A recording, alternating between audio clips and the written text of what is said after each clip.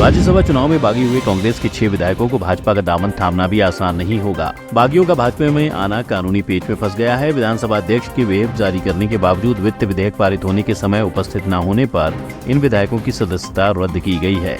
इस फैसले के खिलाफ बागी विधायक सुप्रीम कोर्ट गए थे। कानून विशेषज्ञों का मानना है कि कानूनी जटिलताएं न रहने पर ही कांग्रेस के 6 विधायक भाजपा में जा सकते हैं। भाजपा ज्वाइन करने से पहले विधायकों को अब सुप्रीम कोर्ट में दायर याचिका वापस लेनी होगी। हिमाचल प्रदेश का मंडी संसदीय क्षेत्र राजनीति का अखाड़ा माना जाता है। मंडी संसदीय सीट से प्रबल दावेदार प्रतिभा सिंह ने चुनाव लड़ने से साफ मना कर दिया है। ऐसे में मंडी संसदीय सीट पर कांग्रेस की मुश्किलें और अधिक बढ़ गई हैं।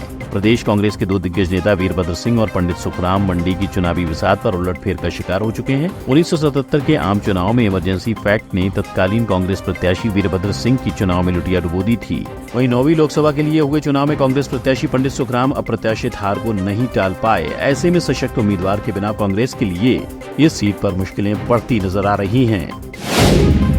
हिमाचल में राज्यसभा चुनाव के दौरान बागी विधायकों द्वारा की गई क्रॉस वोटिंग के बाद मची राजनीतिक उथल पुथल के बीच अखिल भारतीय कांग्रेस कमेटी की राष्ट्रीय महासचिव प्रियंका गांधी अब हिमाचल कांग्रेस के लिए संकट मोचन बनेंगी। प्रियंका गांधी प्रदेश में सरकार और संगठन के बीच समन्वय स्थापित कर अपने पदाधिकारियों और कार्यकर्ताओं से फीडबैक लेकर चुनाव से ठीक पहले समीकरणों को साधने की कोशिश में है। हालांकि यह दौरा प्रियंका का निजी दौरा है, लेकिन प्रियंका की शिमला पहुँचने के बाद कांग्रेसी नेताओं में हलचल बढ़ गई है। हिमाचल प्रदेश में लोकसभा चुनाव के चलते पुलिस ने बॉर्डर और जिलों के बैरियर पर चौकसी बढ़ा दी है। चेकिंग के बाद ही राज्य में वाहनों को प्रवेश करने की अनुमति दी जा रही है। चुनाव के चलते शराब ने नशीले पदार्थों के साथ नकदी पर पुलिस की खास निगरानी है। पंजाब हरियाणा से सटे हिमाचल के बॉर्डर एरिया में अतिरिक्त पुलिस बल तैनात किया गया है। बिलासपुर, कांगड़ा, ऊना, सोलन, सिरमौर और सीमांत क्षेत्रों में नाकों पर चेकिंग जारी है। अब तक प्रदेश में 15 मामले दर्ज किए जा चुके हैं। लाखों के नशीले पदार्थों को जब्त किया गया है।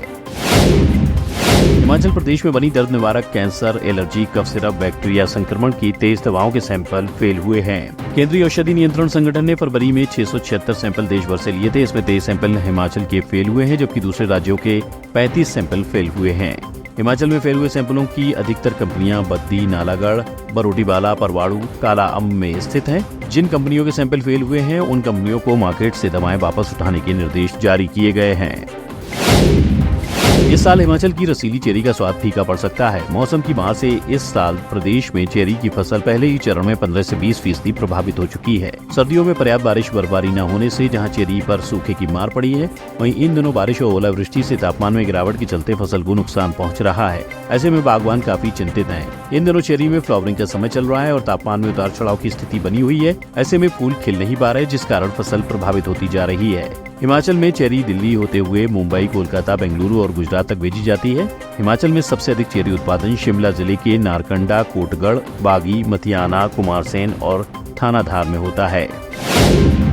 चुनाव आयोग ने तकनीकी और सूचना प्रौद्योगिकी मंत्रालय को व्हाट्सएप पर भेजे जा रहे विकसित भारत मैसेज को तुरंत रोकने का निर्देश दिया है। आयोग को शिकायत मिली थी कि लोकसभा चुनाव की तारीखों की घोषणा और आचार संहिता लागू होने के बावजूद सरकार की योजनाएं बताने वाले मैसेज आम लोगों को भेजे जा रहे हैं। हालांकि मंत्रालय ने आयोग को दिए जवाब में कहा था कि ये मैसेज आचार संहिता लागू होने से पहले भेजे गए थे और सिस्टम नेटवर्क इश्यू की वजह से देर से पहुंचे। इसी के चलते आयोग ने गुजरात, पंजाब, ओडिशा और असम इन 4 राज्यों के नॉन कैडर अधिकारियों के ट्रांसफर ऑर्डर जारी किए हैं।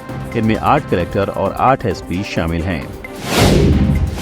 चेन्नई सुपर किंग्स ने आईपीएल 2024 की शुरुआत से एक दिन पहले ही कप्तान बदलने की घोषणा की है। टीम को कई बार जिता चुके महेंद्र सिंह धोनी ने कप्तानी छोड़ने का फैसला किया है। धोनी की जगह अब 27 वर्षीय बल्लेबाज ऋतुराज गायकवाड़ टीम की कमान संभालेंगे। इस सीजन का पहला मैच चेन्नई और बेंगलुरु के बीच एमए चिदम्बरम स्टेडियम में शुक्रवार को खेला जाएगा।